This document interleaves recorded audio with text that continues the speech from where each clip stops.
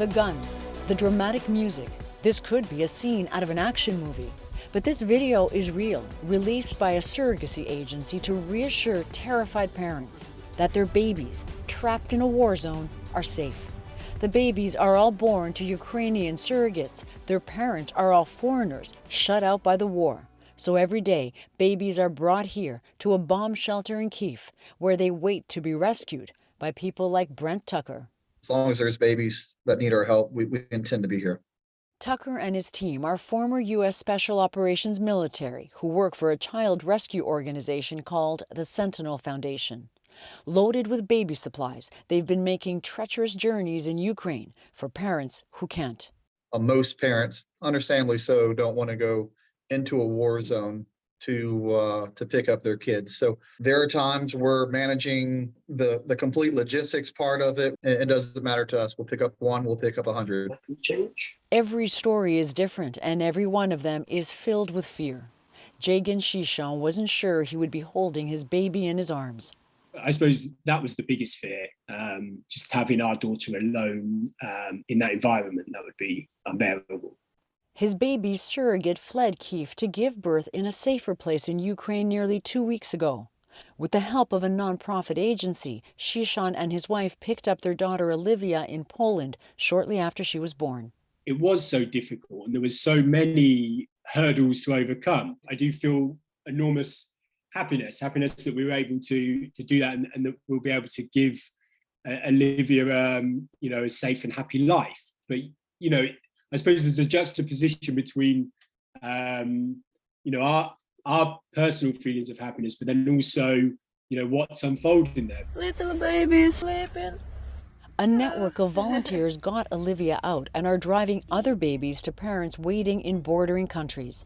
Who's going to be the nanny for this evacuation? Sam Everingham is coordinating the evacuations. He runs Growing Families, a non-profit surrogacy organization. More than 100 couples, including nearly a dozen Canadian ones, have reached out for his help to get their babies to safety. There's over 900 Ukrainian women carrying babies for foreigners right now.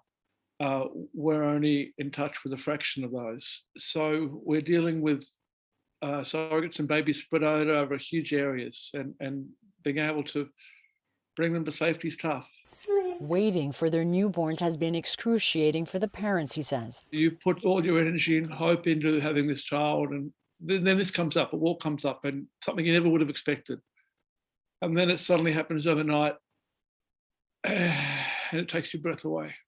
We just want our kid out. That's all we want. The voice you just heard is that of a Canadian father who only wants to be identified by his first name, Faison, out of concern for his baby's safety. His son is among these babies at the bunker in Kyiv. Faison and his wife are in Poland, waiting and hoping their child can be rescued in time. I don't really want to push them because they're already doing a big favor by taking care of all those small babies. So I'm not sure how long they will keep it. God forbid if there's a full-scale invasion of the city. Of course they're going to save their own lives rather than take care of somebody else's baby. That scares me. But for now, the babies are being cared for by exhausted nannies who refuse to abandon them. Olga Kuch is one of them. We spoke to her through a translator.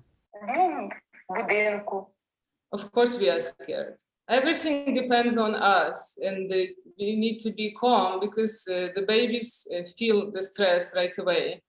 That must be hard, though, to stay calm. Напевно, дуже важко бути спокійним. Важко. Ми стараємось. Very hard, but we are trying.